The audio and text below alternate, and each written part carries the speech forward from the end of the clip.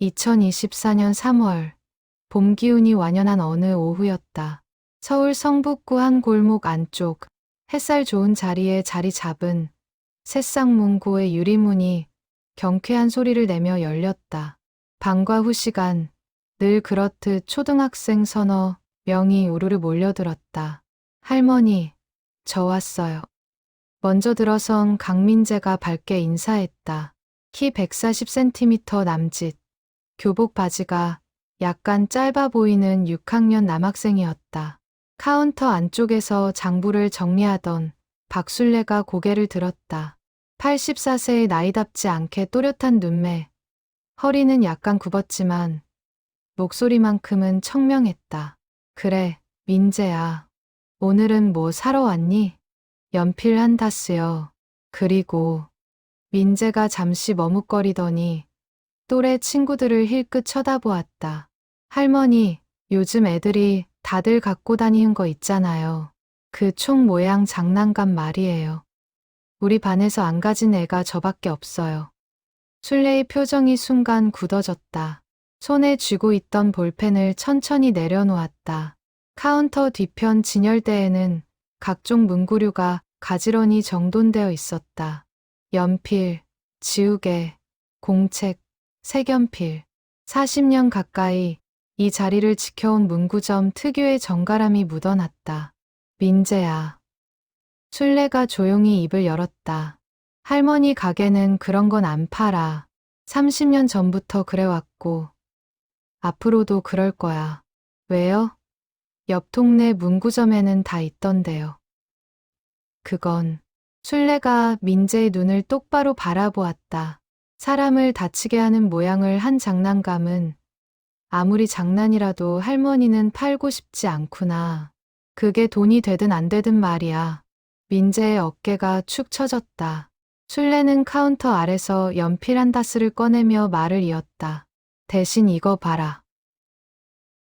요걸로 놀면 총보다 훨씬 재미있을 거다. 애들이 놀려요. 나만 없다고. 술래의 주름진 손이 민재의 머리를 쓰다듬었다. 60년 넘게 세상을 살아온 손. 세 자녀를 키우고 남편과 함께 이 작은 가게를 일궈온 손이었다. 할머니가 약속할게. 내가 저 장난감 없어서 외롭다면 할머니가 더 재미있는 걸 찾아줄 테니까. 하지만 폭력을 닮은 물건은 안 돼. 그건 할머니의 원칙이란다. 민재는 고개를 끄덕이며 연필을 받아들었다. 가게 문을 나서는 뒷모습이 어딘지 쓸쓸해 보였다. 술래는 한참을 그 자리에 서서 바라보았다. 그날 저녁, 가게 문을 닫고 2층 살림집으로 올라간 술래는 거실 소파에 앉아 긴 한숨을 내쉬었다. 남편 정태식이 부엌에서 저녁 준비를 하다가 물었다. 오늘 또 그 얘기 나왔소? 응. 민재가 총 장난감 달라고 하더구만. 태식이 마른 기침을 하며 말했다. 당신 고집도 참. 요즘 시대에 그런 걸 가지고 그러면 장사가 되겠소? 장사? 우리 돈 벌자고 이 가게 하는 거 아니잖소. 술래의 목소리에 힘이 실렸다. 당신도 알잖소. 우리가 왜 이 일 시작했는지. 1995년 봄이었다. 술래는 20년간 다니던 초등학교 급식실을 그만두었다. 매일 아이들 밥상을 차리며 느낀 보람도 컸지만 환갑을 앞두고 체력이 버거워졌다. 퇴직금과 평생 모은 돈을 합쳐 이 작은 문구점을 열었다.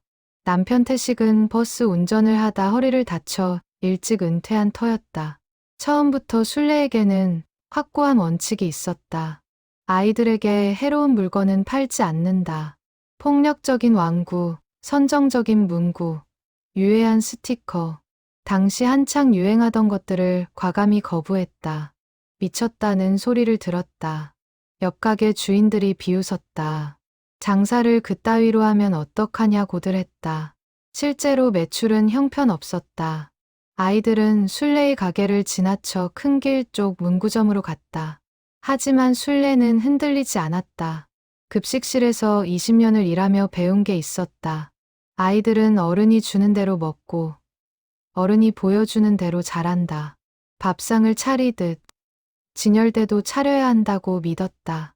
그때 우리가 버텼잖소. 순례가 남편을 돌아보았다. 처음 5년은 적자였어도 6년째부터는 입소문이 났잖소. 우리 가게는 안심하고 아이들 보낼 수 있다고. 태식이 고개를 끄덕였다. 그도 기억했다. 어느 날부터 학부모들이 찾아오기 시작했다. 여기는 이상한 것들을 안 팔아서 좋아요라며. 순례의 고집이 신뢰가 되었고 신뢰는 단골이 되었다. 하지만 2020년대 들어 상황이 달라졌다. 대형 문구 체인점이 생기고 온라인 쇼핑이 보편화되었다. 아이들은 점점 오프라인 문구점을 찾지 않았다. 새싹 문구의 매출은 해마다 줄었다. 그래도 당신 원칙은 지키고 싶소. 태식이 조심스럽게 물었다. 그럼 그게 우리가 여기 있는 이유잖소. 순례는 창밖을 바라보았다. 어둑해진 골목 너머로 카페 온기의 불빛이 보였다. 3년 전 이사 온 싱글맘 윤서연이 운영하는 곳이었다. 순례는 종종 서연과 이야기를 나누었다. 비슷한 처지, 혼자 아이 키우며 가게 꾸리는 여자들끼리의 공감. 핸드폰이 울렸다. 아들 준호였다. 어머니, 저 이번 주말에 못 갈 것 같아요. 회사에 일이 생겨서. 그래, 괜찮다. 아빠랑 둘이 잘 있으니까. 엄마, 요즘 가게는 어때요? 뭐, 그냥 그렇지. 순례는 힘든 내색을 하지 않았다. 준호는 출판사에서 승승장구하는 중견 간부였다. 매달 용돈을 보내왔지만 순례는 손대지 않았다. 자식 돈으로 가게 적자를 메우고 싶지 않았다. 전화를 끊고 순례는 서랍에서 오래된 사진 한 장을 꺼냈다. 1995년 가게 개업 첫날 찍은 사진. 환한 미소를 짓고 있는 60대의 자신과 옆에서 어깨동무한 남편. 30년 전 그날의 다짐이 선명했다. 아이들에게 좋은 것만 주자. 해로운 건 절대 안 돼. 그날 밤 순례는 오래 잠들지 못했다. 민재의 외로운 뒷모습이 자꾸 떠올랐다. 하지만 마음을 접을 수는 없었다. 30년을 지켜온 원칙. 그것이 순례의 정체성이었다. 다음 날 아침 9시. 순례는 평소처럼 가게 문을 열었다. 진열대를 정리하고 새로 들어온 물건을 진열하고 바닥을 닦았다. 84세의 몸이지만 하루도 거르지 않는 루틴이었다. 10시쯤 첫 손님이 들어왔다. 학부모로 보이는 30대 여성이었다. 손에는 초등학교 저학년 남자아이를 끌고 있었다. 사장님, 이거 있어요? 여성이 핸드폰 화면을 보여줬다. 폭력적인 디자인의 장난감 칼 사진이었다. 죄송합니다만 저희는 그런 제품은 취급하지 않습니다. 네, 문구점인데 왜 없어요? 애가 갖고 싶다는데. 순례가 차분히 설명했다. 저희 가게는 30년 전부터 폭력적인 완구나 유해한 문구는 판매하지 않습니다. 아이들 교육에. 아니, 뭔 소리예요? 여성의 목소리가 날카로워졌다. 그게 무슨 폭력이에요? 그냥 장난감인데. 요즘 시대에 그런 걸 가지고 트집 잡으면 어떡해요? 트집이 아니라 저희 가게의 원칙입니다. 원칙. 손님한테 이래도 돼요? 소비자 선택권은요? 순례는 침착함을 유지했다. 다른 곳에 가시면 얼마든지 구하실 수 있습니다. 저희는 판매하지 않는다는 것뿐입니다. 여성은 아이 손을 잡아 끌며 가게를 나갔다. 이상한 곳 하는 중얼거림이 들렸다. 순례는 한숨을 쉬며 다시 정리를 시작했다. 점심시간, 옆 카페 온기에서 서연이 샌드위치를 들고 찾아왔다. 사장님, 점심 드세요. 제가 새로 만든 거예요. 고맙구나. 내 덕분에 요즘 점심은 걱정 없어. 두 사람은 카운터에 나란히 앉아 식사를 했다. 서연이 조심스럽게 물었다. 아까 그 손님, 화내시던데 무슨 일 있었어요? 순례가 대충 설명하자 서연이 고개를 끄덕였다. 사장님 원칙 알죠? 전 멋있다고 생각해요. 요즘 세상에 그런 게 멋있어 보이니? 당연하죠. 우리 아이도 사장님 가게에서만 물건 사게 해요. 다른 데는 이상한 거 너무 많아서. 서연은 초등학교 3학년 딸을 혼자 키우고 있었다. 이혼 후 이 동네로 이사와 카페를 열었다.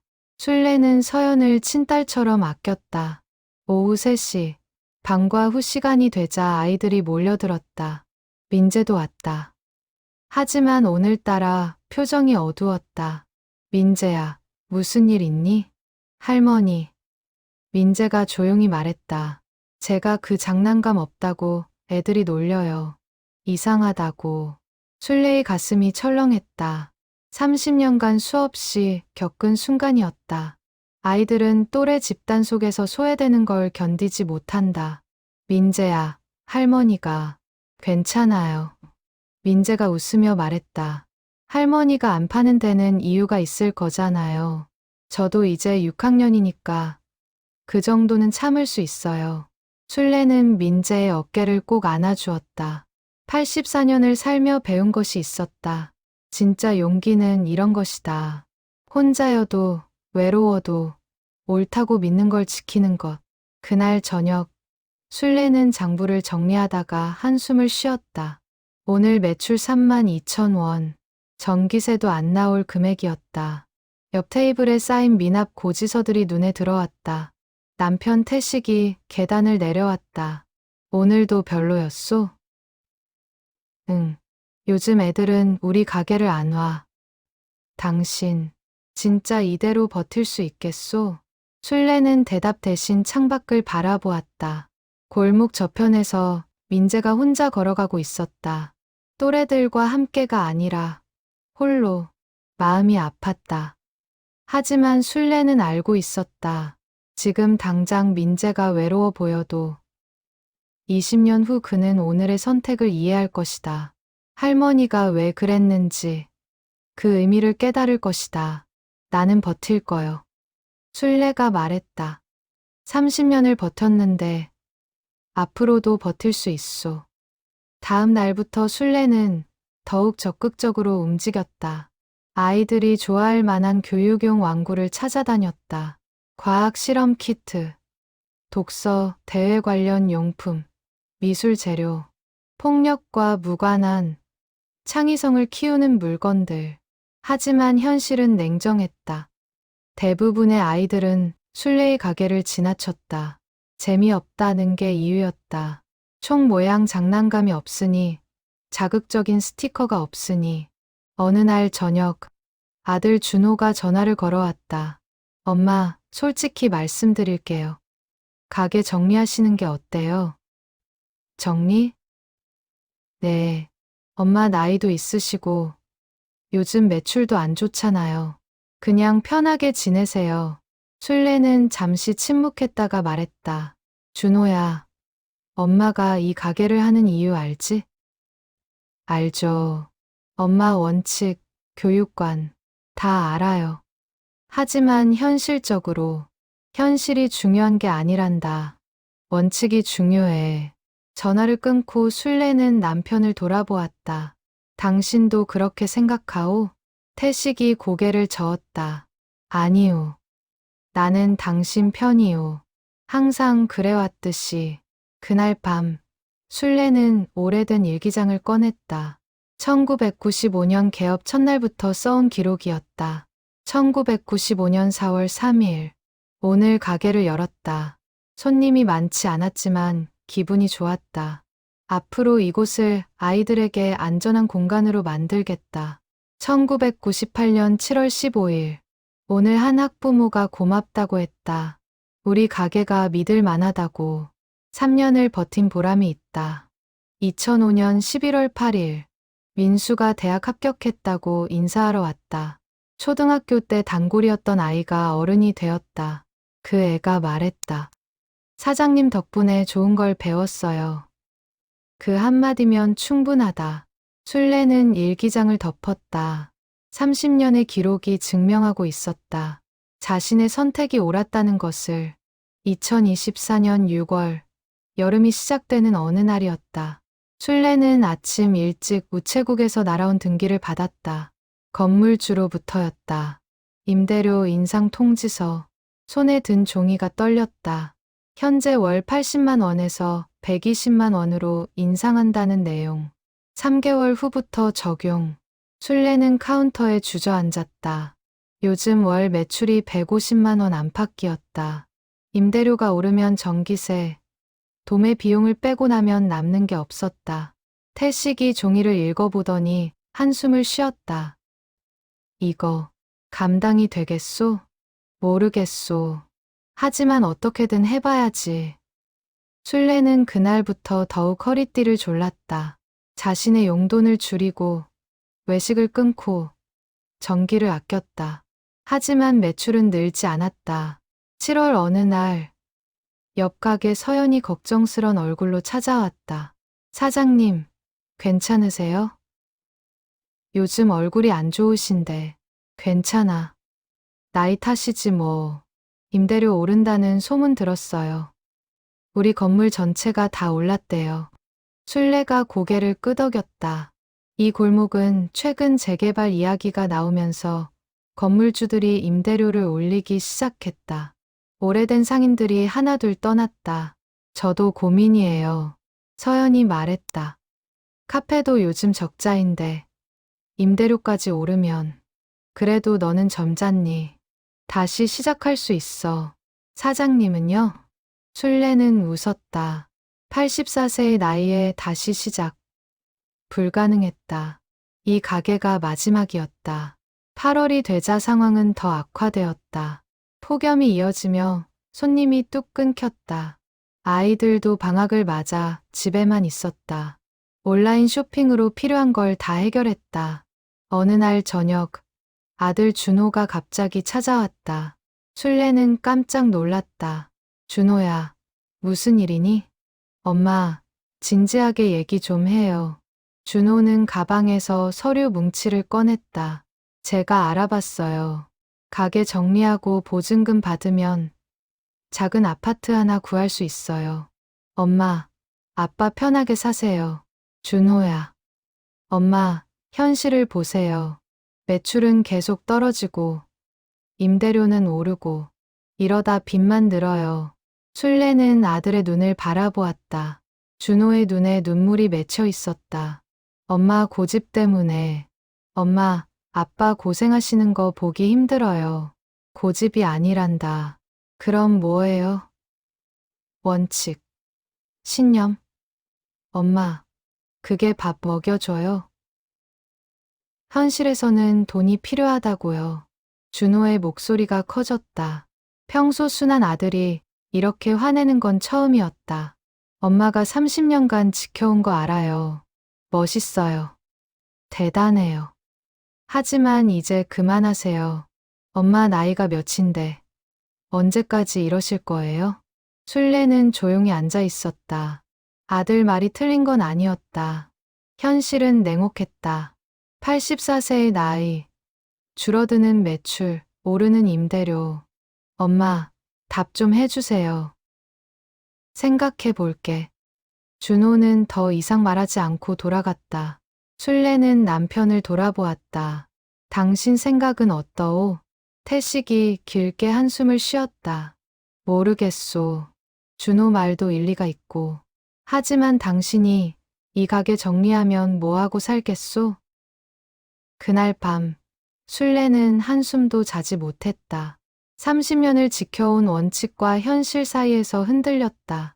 정말 이대로 끝내야 하는 걸까?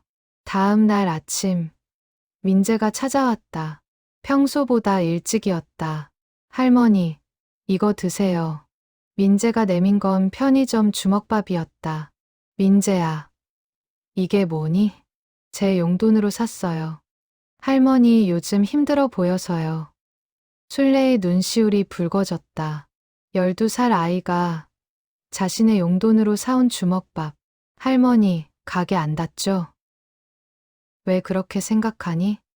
엄마가 그러는데 이 골목 가게들이 다 없어진대요. 재개발 때문에. 술래는 대답하지 못했다. 민재가 이어서 말했다. 할머니 가게가 없어지면 저 어디서 연필 사요? 할머니가 주는 연필이 제일 좋은데. 그 말에 술래는 울음이 터질 뻔했다. 참았다. 아이 앞에서 울 수는 없었다. 민재야, 할머니가 약속할게. 최대한 버텨볼게. 민재는 환하게 웃으며 학교로 갔다. 술래는 그 뒷모습을 한참 바라보았다. 점심시간, 서연이 또 찾아왔다. 오늘은 얼굴이 창백했다. 사장님, 저 가게 정리하기로 했어요. 뭐, 임대료 감당이 안 돼요. 다음 달까지만 하고 접을 거예요. 술래는 할 말을 잃었다. 3년간 이웃으로 지낸 서연이 떠난다. 사장님은 어떻게 하실 거예요? 나는 아직 모르겠구나. 서연이 술래의 손을 꼭 잡았다. 사장님, 제 딸이 사장님 가게를 정말 좋아해요. 안전하고 좋은 물건만 있다고. 그런 곳이 사라지면 안 되는데. 고맙다. 그 말이 힘이 되는구나. 그날 저녁, 술래는 가게 안에 홀로 앉아 있었다. 40년을 지켜온 공간, 수십만 명의 아이들이 거쳐간 곳, 문득 휴대폰이 울렸다. 모르는 번호였다. 여보세요? 사장님, 저 기억하세요? 20년 전 단골이었던 김민수예요. 민수, 그 민수니? 네, 지금 교사하고 있어요. 사장님 가게가 어렵다는 소문 들었어요. 제가 뭐 도와드릴 게 없을까요? 술래는 목이 메었다. 20년 전 아이가 어른이 되어 자신을 걱정하고 있었다. 고맙구나. 하지만 괜찮아. 전화를 끊고 술래는 생각했다. 30년간 자신이 뿌린 씨앗들이 지금 꽃으로 피어나고 있었다. 그것만으로도 의미가 있지 않을까. 9월 초 술래는 건물주를 만났다. 70대 남성, 무표정한 얼굴이었다. 임대료는 120만 원입니다. 협상 불가능합니다. 조금만 깎아주실 수 없을까요? 30년을 여기서. 사장님 사정은 제 관심사가 아닙니다. 계약서 보세요. 갱신시 임대료 조정 가능하다고 되어 있습니다. 술래는 고개를 숙였다. 자본주의 사회에서 정은 통하지 않았다. 집으로 돌아온 술래는 남편에게 말했다. 임대료 깎아주지 않는데 그럼 어쩔 거요? 모르겠소. 다음 날부터 술래는 온갖 방법을 강구했다. 도매 업체를 바꿔 원가를 낮췄다. 전기를 최대한 아꼈다. 하지만 근본적 해결책은 아니었다. 어느 날 뜻밖의 제안이 들어왔다. 대형 문구 프랜차이즈 본부에서 연락이 온 것이다. 사장님, 저희 프랜차이즈에 가입하시면 물류 비용을 크게 줄일 수 있습니다. 임대료 부담도 덜고요. 대신 뭘 해야 하는데요? 저희가 제공하는 상품 리스트대로 판매하시면 됩니다. 술래는 상품 리스트를 받아봤다. 폭력적인 완구, 선정적인 문구, 자신이 30년간 거부해온 것들이 포함되어 있었다. 이건 저희 가게 방침과 맞지 않습니다. 사장님, 요즘 시대에 그런 걸로는 장사가 안 됩니다. 아이들이 원하는 걸 팔아야죠. 죄송하지만 거절하겠습니다. 전화를 끊고 술래는 한숨을 쉬었다. 또 하나의 기회가 사라졌다. 그날 저녁, 태식이 조심스럽게 말했다. 당신 프랜차이즈 제안 받아들이는 게 어때요? 그게 현실적이잖소. 당신이 그런 말을 해요. 당신이 힘들어하는 거 보기 싫소. 원칙도 좋지만 우리 생활도 중요하잖소. 술래는 남편을 빤히 쳐다보았다. 30년을 함께 했는데 당신이 날 이해 못해요? 이해하오. 하지만 현실도 봐야죠. 둘은 그날 밤 말다툼을 했다. 결혼 후 처음 있는 일이었다. 서로 자기 방에 들어가 문을 닫았다. 술래는 잠들지 못하고 뒤척였다. 정말 자신이 틀린 걸까? 30년간 지켜온 신념이 무의미한 고집일까? 다음 날 아침, 민재가 또 찾아왔다. 이번엔 편지 한 장을 들고 할머니, 이거 학교에서 쓴 거예요. 제 꿈 장문이에요. 술래가 펼쳐보았다. 나의 꿈 나중에 커서 할머니 같은 사람이 되고 싶다. 할머니는 돈보다 더 중요한 게 있다고 가르쳐 주셨다. 나도 그런 어른이 되고 싶다. 술래의 눈에서 눈물이 흘러내렸다. 이 한 줄이 30년의 의미를 증명하고 있었다. 민재야, 고맙구나. 할머니, 울지 마세요. 제가 용돈 모아서 할머니 도와줄게요. 술래는 민재를 껴안았다. 84년을 살며 느낀 최고의 보람이었다. 점심시간, 서연이 마지막으로 인사하러 왔다. 내일이면 카페 문을 닫는다. 사장님, 그동안 고마웠어요. 나야말로 외롭지 않았어. 사장님은 어떻게 하실 거예요? 아직 모르겠어. 하지만 포기하지는 않을 거야. 서연이 봉투 하나를 내밀었다. 이거 받아주세요. 제 마음이에요. 뭐야, 이게? 카페 정리하면서 남은 돈이에요. 얼마 안 되지만 사장님께 드리고 싶어요. 술래는 봉투를 돌려주며 말했다. 너야말로 필요할 텐데. 난 괜찮아. 사장님. 가. 그리고 새로운 시작 잘하렴. 서연은 눈물을 흘리며 가게를 나갔다. 술래는 그 뒷모습을 오래 바라보았다. 그날 저녁, 술래는 남편에게 말했다. 미안했소. 어젯밤에. 나도 미안하오. 당신 마음 몰라준 것 같아서. 당신 말도 맞소. 현실도 중요하지. 하지만 나는 끝까지 내 방식대로 해보고 싶소. 실패하더라도 후회 없이. 태식이 고개를 끄덕였다. 그래요. 당신이 원하는 대로 하시오. 나는 옆에 있을 테니. 술래는 남편의 손을 꼭 잡았다. 60년을 함께 산 동반자. 그것만으로 충분했다. 다음 날 술래는 결심했다. 마지막까지 버티기로. 임대료를 내고 매출이 없어도 원칙을 지키며. 그리고 놀라운 일이 일어났다. 10월 어느 날 술래는 평소처럼 가게 문을 열었다. 그런데 웬일인지 손님이 많았다. 학부모들이 줄을 서 있었다. 무슨 일이에요? 한 학부모가 핸드폰을 보여줬다. SNS 화면이었다. 사장님 가게가 인터넷에 올라왔어요. 30년간 원칙 지킨 문구점이라고요.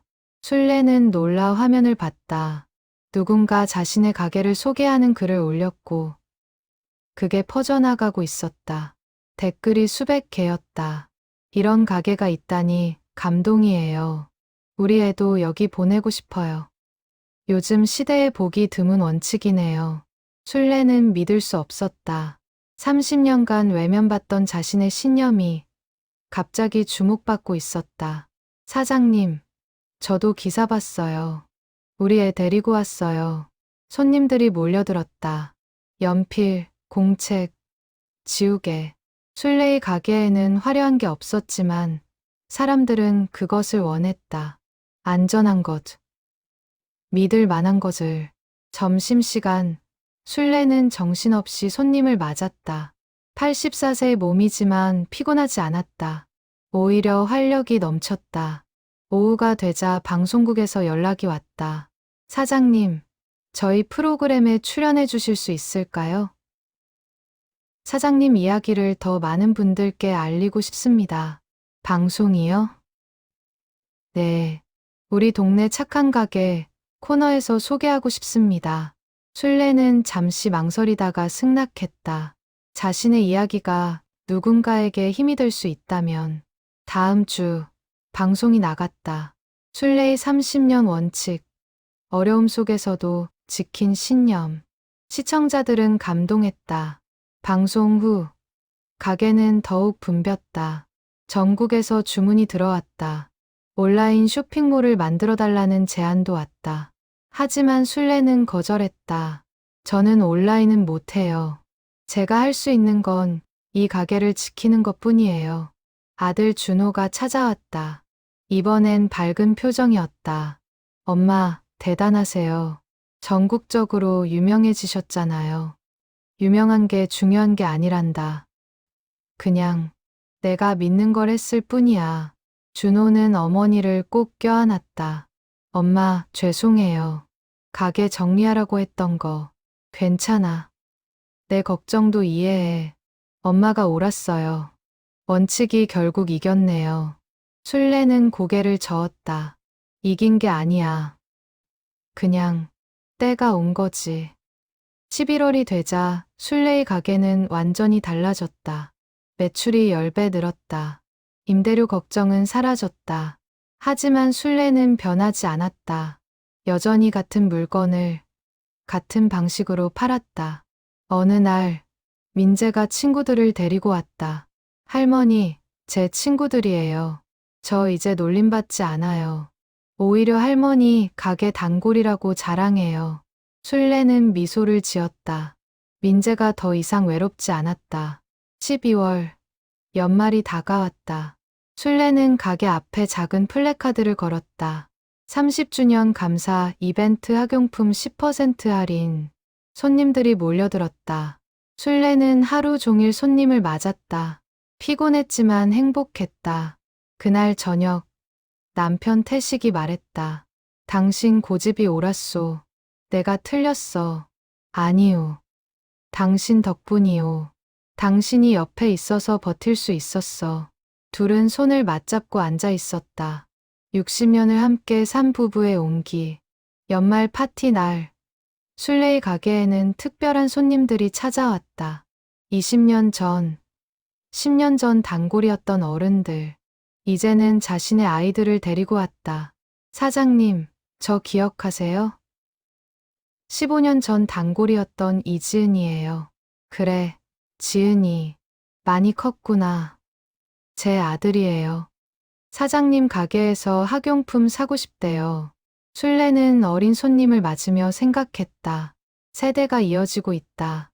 자신이 뿌린 씨앗이 꽃이 되고 그 꽃이 또 씨앗이 되고 있다. 밤이 되자 술래는 혼자 가게에 남았다. 30년 전 그날처럼 창밖을 바라보았다. 제대로 했소. 술래가 혼잣말을 했다. 30년을 제대로 살았어. 그리고 술래는 알았다. 진짜 승리는 돈이나 명예가 아니라는 것을. 자신이 믿는 바를 끝까지 지키는 것. 그것이 진짜 승리라는 것을. 2025년 1월 새해가 밝았다.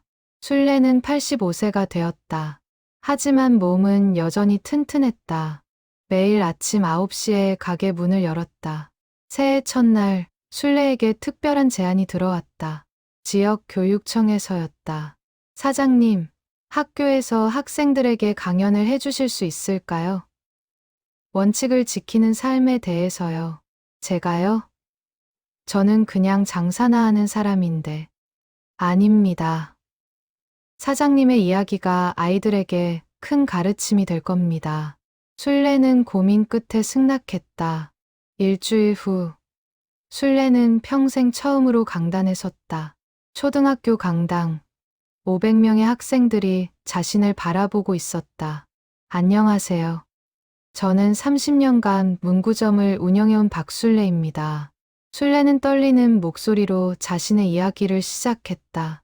왜 폭력적인 완구를 팔지 않았는지, 어떤 어려움이 있었는지, 그래도 왜 포기하지 않았는지. 학생들은 숨죽이며 들었다. 술래의 목소리에는 84년 삶의 무게가 실려 있었다.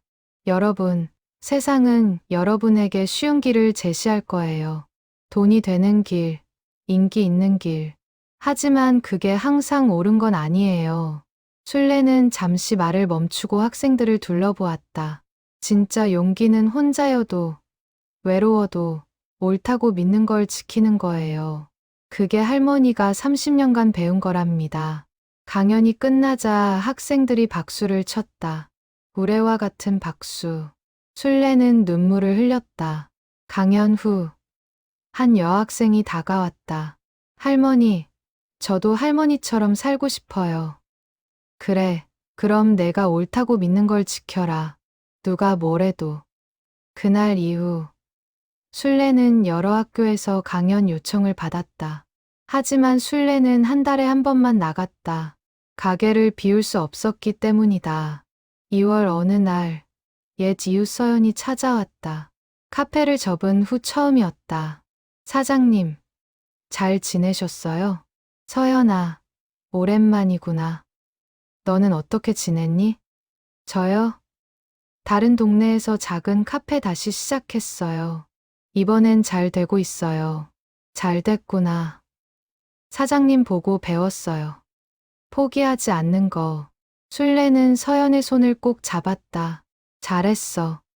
내 꿈을 포기하지 않아서. 그날 저녁, 순례는 남편에게 말했다. 우리가 한 일이 헛되지 않았소. 그래요. 당신이 옳았소. 3월이 되자 봄이 왔다. 순례의 가게 앞 벚나무에 꽃이 피었다. 30년 전 가게를 열던 그날도 봄이었다. 순례는 벚꽃을 바라보며 생각했다. 자신의 인생도 이 꽃과 같다고. 오래 기다림 끝에 피어나는 것이라고. 어느 날 놀라운 소식이 들어왔다. 지역 상인회에서 올해의 모범 상인으로 순례를 선정한 것이다. 시상식 날 순례는 상을 받으며 말했다. 이 상은 제 것이 아니에요. 30년간 저를 믿어준 손님들, 제 옆을 지켜준 남편, 그리고 제가 가르친 아이들 덕분이에요. 사람들은 기립박수를 쳤다. 순례는 무대에서 내려오며 남편을 찾았다. 객석 뒤편에 서 있던 태식이 엄지손가락을 치켜 세웠다. 4월 순례의 가게는 30주년을 맞았다. 특별한 행사는 하지 않았다. 그저 평소처럼 문을 열고 손님을 맞고 문을 닫았다. 하지만 그날 저녁 뜻밖의 손님들이 찾아왔다. 30년간의 단골들, 10년 전 졸업한 학생, 20년 전 단골이었던 학부모, 5년 전 이사 간 이웃. 사장님, 30주년 축하드려요. 순례는 놀라 눈을 크게 떴다. 가게 안이 사람들로 가득 찼다. 여러분, 민재가 케이크를 들고 나왔다. 할머니, 우리가 준비했어요. 30주년 파티. 순례는 참았던 눈물을 흘렸다. 84년을 살며 느낀 최고의 순간이었다. 사람들은 노래를 불렀다. 축하합니다. 축하합니다. 순례는 그 속에서 자신의 30년을 돌아보았다. 어려웠던 순간들, 외로웠던 밤들, 흔들렸던 순간들. 하지만 결국 버텼다. 그리고 지금 이 순간, 모든 게 보상받았다. 파티가 끝나고 사람들이 돌아간 후, 순례는 남편과 둘이 가게에 남았다. 행복하오? 태식이 물었다. 응, 이보다 더 행복할 수 없어. 둘은 손을 맞잡고 앉아 있었다. 창밖으로 봄밤의 바람이 불어왔다. 30년 전 그날처럼 5월 순례의 가게에는 새로운 변화가 시작되었다. 아들 준호가 특별한 제안을 했다. 엄마, 제가 엄마 가게를 책으로 만들고 싶어요. 책? 네, 30년을 지킨 원칙이라는 제목으로요. 엄마 이야기를 더 많은 사람들에게 알리고 싶어요. 준호는 출판사 부장답게 이미 계획을 세워놨다. 순례의 30년 이야기를 담은 에세이. 그것은 단순한 자서전이 아니라 삶의 철학을 담은 책이 될 것이다. 나 같은 사람 이야기를 누가 읽겠니? 엄마, 요즘 사람들이 찾는 게 바로 그거예요. 진짜 삶의 이야기. 원칙을 지키며 사는 법. 순례는 고민했다. 하지만 결국 승낙했다. 자신의 이야기가 누군가에게 힘이 될 수 있다면. 다음 달부터 준호는 어머니를 인터뷰하기 시작했다. 매주 주말 가게 문을 닫은 후 모자는 마주 앉았다. 엄마, 가장 힘들었던 순간이 언제였어요? 순례는 잠시 생각하다가 말했다. 2000년대 초반이었어. 대형 문구점들이 생기기 시작했을 때 손님이 절반으로 줄었지. 그때 포기하고 싶지 않으셨어요? 당연히 그랬지. 하지만 순례의 눈에 눈물이 맺혔다. 하지만 포기하면 지난 시간이 무의미해질 것 같았어. 그래서 버텼지. 준호는 어머니의 이야기를 하나하나 기록했다. 30년의 세월이 글로 옮겨졌다. 6월, 순례는 또 다른 특별한 일을 시작했다. 지역 청소년 센터에서 상인 멘토링 프로그램을 제안한 것이다. 사장님, 창업을 꿈꾸는 청소년들에게 조언을 해주실 수 있을까요? 순례는 흔쾌히 승낙했다. 매주 토요일 오후, 순례는 센터를 찾았다. 10명 남짓한 청소년들이 모였다. 안녕하세요. 여러분의 꿈이 뭔가요? 한 남학생이 손을 들었다. 저는 작은 서점을 하고 싶어요. 좋은 꿈이구나. 왜 서점을 하고 싶니? 책을 좋아해서요. 그리고 사람들에게 좋은 책을 추천해주고 싶어요. 순례는 고개를 끄덕였다. 그 마음을 잃지 마라. 돈이 목적이 아니라 사람이 목적이어야 해. 순례는 자신의 경험을 나눴다.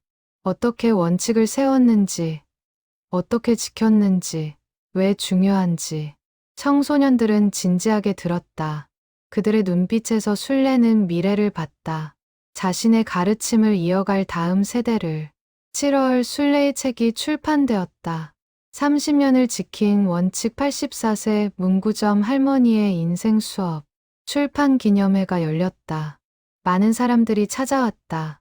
단골 손님들, 강연을 들은 학생들, 멘토링 프로그램 참가자들. 순례는 무대에 올라 말했다. 이 책은 제 이야기지만 여러분의 이야기이기도 해요. 우리 모두는 각자의 원칙을 지키며 살아가니까요. 책은 예상외로 큰 반응을 얻었다. 첫 주 베스트셀러 10위에 올랐다. 순례는 믿을 수 없었다. 엄마, 독자들 반응이 뜨거워요. 준호가 핸드폰을 보여줬다. 인터넷 서점 리뷰를 보세요. 읽고 나서 울었습니다. 저도 원칙을 지키며 살고 싶어요. 84세 할머니가 이렇게 사시는데 저는 뭐 하는 건가 반성했어요. 제 아이에게 꼭 읽히고 싶은 책이에요. 순례는 리뷰를 하나하나 읽으며 눈물을 흘렸다. 자신의 30년이 이렇게 많은 사람들에게 닿고 있다니. 8월 순례는 전국 강연 투어를 시작했다. 서울, 부산, 대구, 광주, 주요 도시를 돌며 사람들을 만났다. 여러분, 원칙을 지키는 건 쉽지 않아요. 외롭고 힘들고 때로는 바보 같아 보이죠. 순례는 청중을 둘러보았다. 하지만 그게 진짜 삶이에요.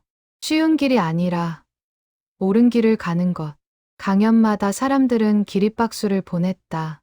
순례는 그때마다 생각했다. 자신은 특별한 사람이 아니라고. 그저 평범한 사람이 평범하게 원칙을 지켰을 뿐이라고.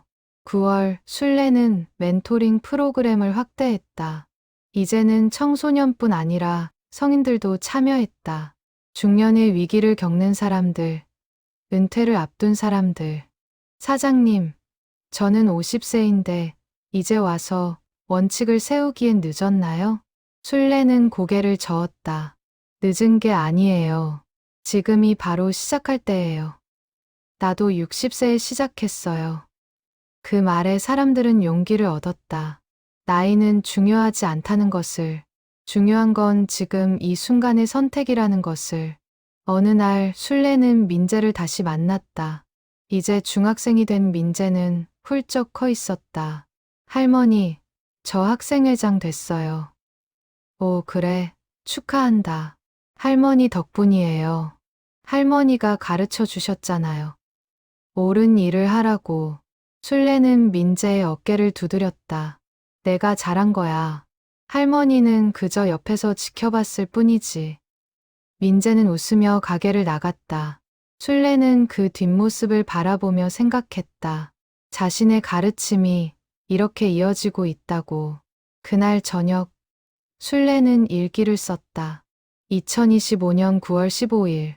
오늘 민재가 학생회장이 되었다고 기쁘게 말했다. 30년 전 이 가게를 시작할 때 이런 날이 올 줄 몰랐다. 내 작은 원칙이 이렇게 큰 물결을 만들 줄 몰랐다. 감사하다. 이 삶을 살게 해주신 것에. 10월, 순례에게 예상치 못한 시험이 찾아왔다. 큰 기업에서 프랜차이즈 제안을 한 것이다. 하지만 이번엔 조건이 달랐다. 사장님의 철학을 그대로 유지하면서 전국으로 확대하고 싶습니다. 원칙 있는 문구점이라는 브랜드로요. 대표이사가 직접 찾아와 설명했다. 사장님의 상품 선정 기준을 그대로 적용하겠습니다. 폭력적이거나 유해한 상품은 일절 취급하지 않을 거예요. 그렇게 해서 사업이 될까요? 될 겁니다. 요즘 학부모들이 원하는 게 바로 그거예요. 안전하고 믿을 만한 가게. 순례는 심각하게 고민했다. 30년간 혼자 지켜온 원칙을 이제 확대한다는 것. 그것은 기회일까? 아니면 변질의 시작일까? 남편 태식에게 상의했다. 당신 생각은 어때요? 글쎄요. 좋은 기회인 것 같기도 하고.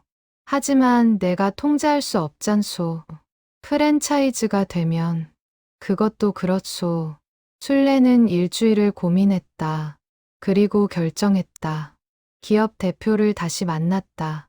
제안 감사합니다. 하지만 거절하겠습니다. 왜요? 조건이 부족한가요? 아니에요. 조건은 좋아요. 하지만 저는 제가 직접 지킬 수 있는 것만 지키고 싶어요. 전국으로 확대되면 제가 모든 걸 확인할 수 없잖아요. 대표는 아쉬워했다.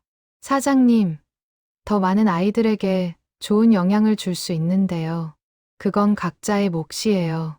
저는 이 작은 가게에서 제가 할 수 있는 일을 하겠습니다. 순례의 결정에 주변에서는 의견이 갈렸다. 아들 준호는 아쉬워했다. 엄마, 좋은 기회인데. 준호야, 크다고 좋은 게 아니야. 작아도 진실한 게 더 좋아. 하지만 단골 손님들은 순례의 결정을 지지했다. 사장님답네요. 역시 흔들리지 않으시는군요. 11월, 순례는 새로운 프로젝트를 시작했다. 멘토링 프로그램 참가자들과 함께 원칙 상인 네트워크를 만든 것이다. 우리 각자의 자리에서 원칙을 지키며 장사합시다. 크게 벌지 못해도 당당하게 삽시다. 10명의 상인이 모였다. 서점 주인, 카페 사장, 빵집 주인, 모두 순례의 강연을 듣고 감명받은 사람들이었다. 매월 한 번씩 모여 경험을 나눴다.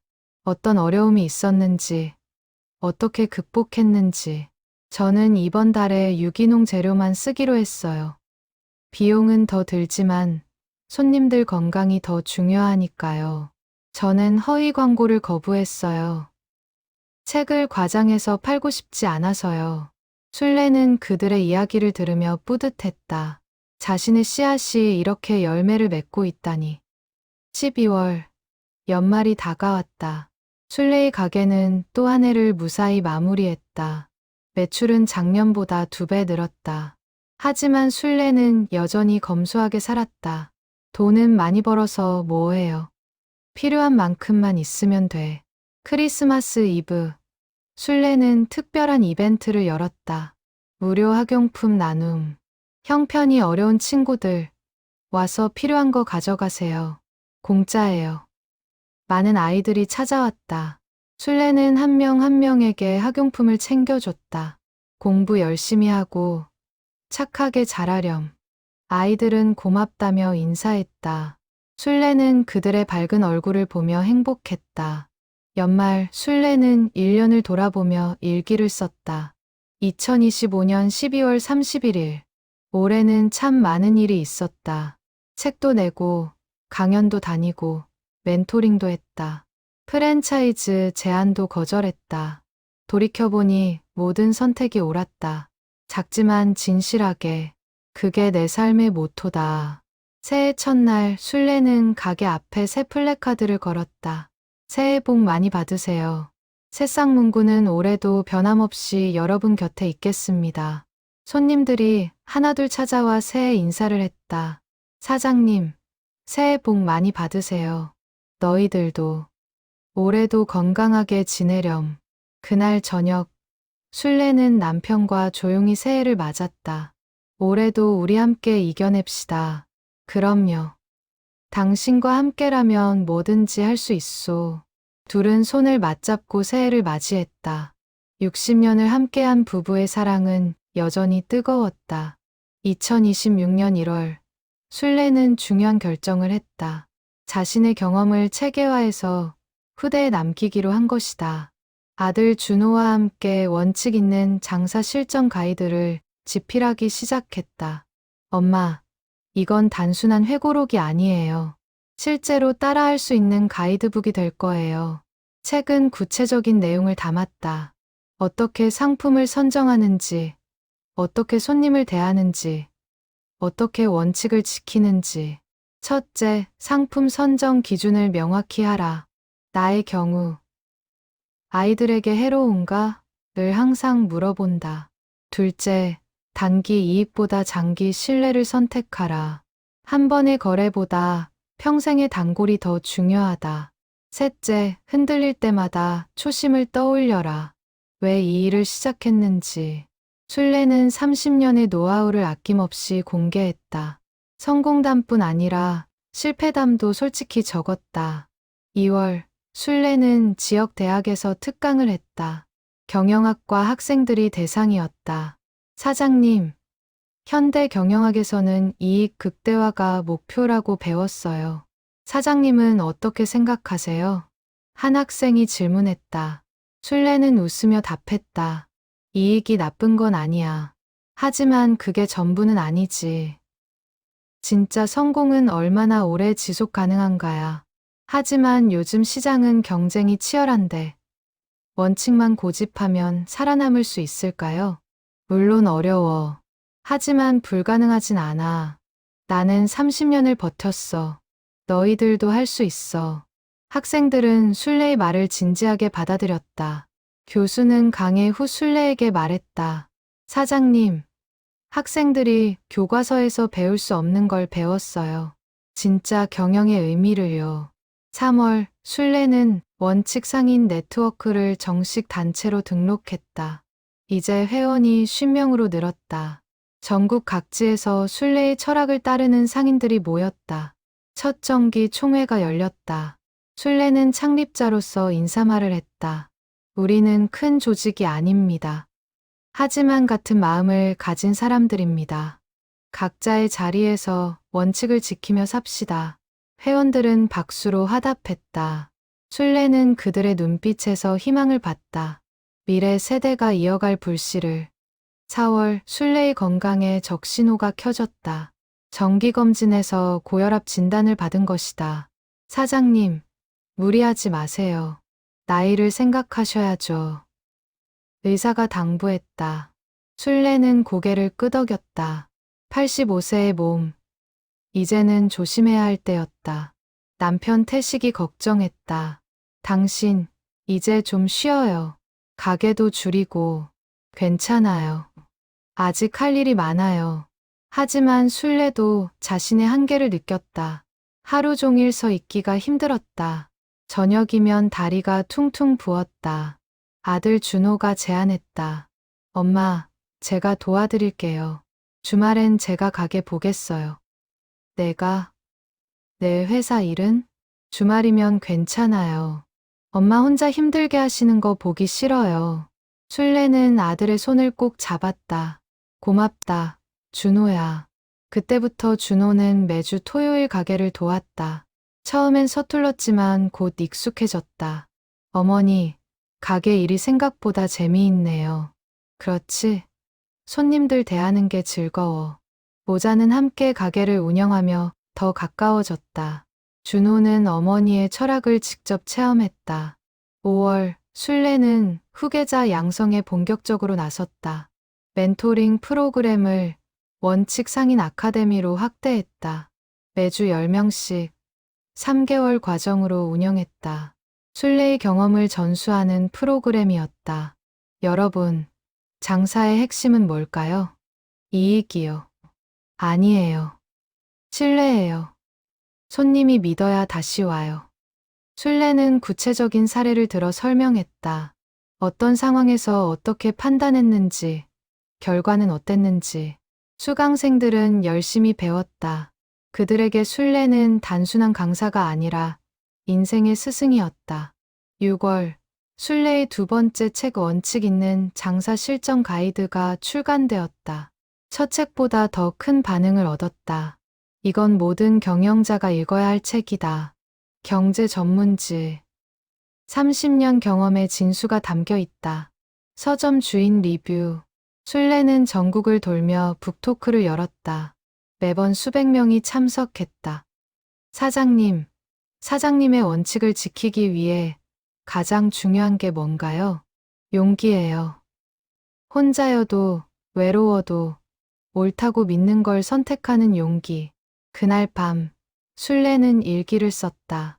2026년 6월 20일. 오늘 북토크에 500명이 왔다. 85세 할머니의 이야기를 듣기 위해 놀랍고 감사하다. 내 작은 경험이 이렇게 많은 사람들에게 울림을 주다니. 남은 시간 더 많이 나누고 싶다. 2026년 7월. 무더운 여름이었다. 순례는 85세의 나이에도 여전히 가게를 지켰다. 하지만 이제는 주 5일만 문을 열었다. 주말은 아들에게 맡겼다. 어느 날 오래된 단골 한 명이 찾아왔다. 25년 전 초등학생이었던 이가 이제는 두 아이의 엄마가 되어 있었다. 사장님, 제 딸이에요. 이제 초등학교 입학했어요. 어머, 벌써 그렇게 컸니? 네, 딸한테 사장님 가게 얘기 많이 했어요. 오늘 처음 데리고 왔어요. 어린 손녀가 순례를 올려다보았다. 순례는 그 맑은 눈을 보며 생각했다. 세대가 이어지고 있다고. 할머니, 여기 진짜 총 장난감 없어요? 응, 없어. 할머니는 그런 거 안 팔아. 왜요? 순례는 무릎을 굽혀 아이 눈높이에 맞췄다. 사람을 다치게 하는 모양을 한 장난감은 아무리 장난이라도 좋지 않아. 대신 할머니가 더 재미있는 거 보여줄게. 순례는 과학 실험 키트를 꺼냈다.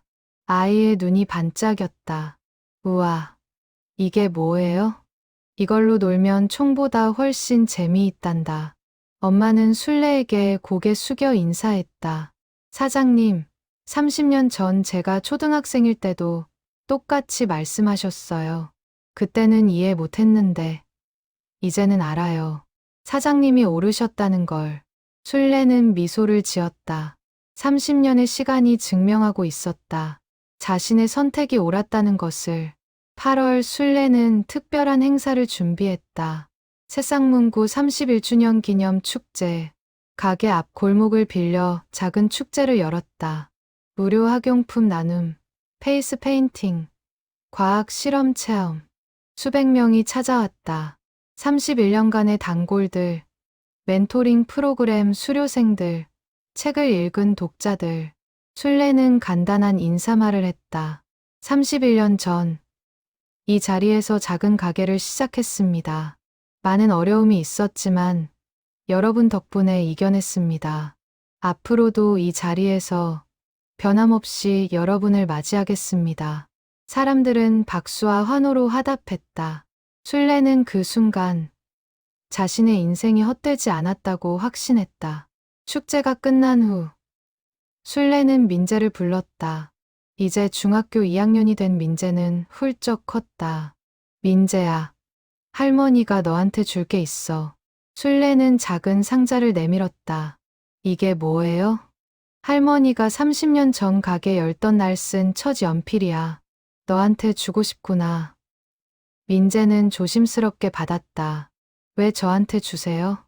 넌 할머니가 가르친 걸 가장 잘 실천하는 아이니까. 이 연필을 보면서 기억하렴. 원칙을 지키며 사는 게 얼마나 소중한지. 민재는 눈물을 글썽이며 말했다. 할머니, 저 할머니처럼 살게요. 꼭 약속해요. 순례는 민재를 꼭 껴안았다. 이 아이가 다음 세대의 불씨가 될 것이다. 9월 순례는 건강이 더 악화되었다. 병원에 입원했다. 고혈압으로 인한 합병증이었다. 사장님, 이제 정말 쉬셔야 해요. 가게는 그만두시는 게 좋겠어요. 의사가 강력히 권고했다. 술래는 침대에 누워 천장을 바라보았다. 이제 끝일까? 남편 태식이 손을 잡았다. 당신, 의사 말 들어요. 이제 그만 쉬어요. 하지만 당신은 충분히 했소. 31년간. 이제 다음 세대에게 맡기시오. 술래는 눈물을 흘렸다. 가게를 놓는다는 게 쉽지 않았다. 그곳은 단순한 가게가 아니라 자신의 삶 그 자체였다. 다음 날 아들 준호가 찾아왔다. 엄마, 제가 가게 이어받을게요. 내 회사는 그만두려고요. 엄마 가게를 잇는 게 더 의미 있을 것 같아요. 술래는 놀라 아들을 쳐다보았다. 준호야, 내 인생을 걸 만한 가치가 있니? 있어요, 엄마. 엄마가 만든 이 가치를 지키고 싶어요. 술래는 아들의 손을 꼭 잡았다. 다음 세대로 이어질 것이다.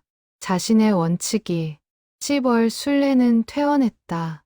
건강은 많이 회복되었지만 더 이상 가게를 직접 운영할 수는 없었다. 준호가 가게를 물려받았다. 술래는 가끔 들러 조언을 했다. 준호야, 저 상품은 우리 가게 원칙에 안 맞아. 알겠어요. 엄마, 제가 기준을 잘 지킬게요. 11월 어느 날, 술래는 가게에 조용히 앉아 있었다. 창밖으로 아이들이 지나갔다. 31년간 지켜본 풍경.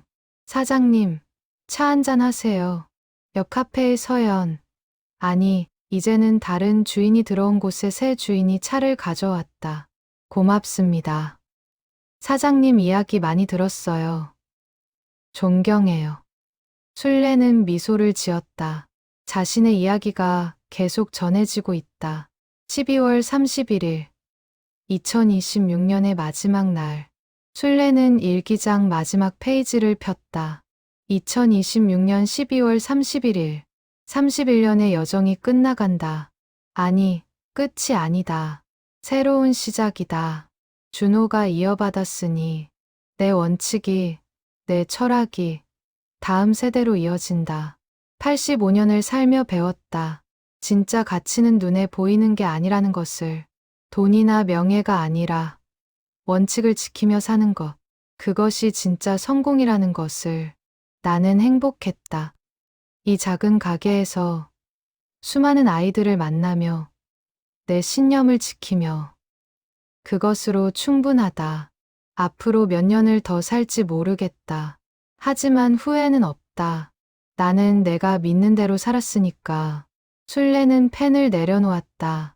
창밖으로 새 불꽃놀이가 터졌다. 술래는 그것을 바라보며 조용히 미소 지었다. 31년의 여정. 그것은 한 평범한 여인의 비범한 승리였다.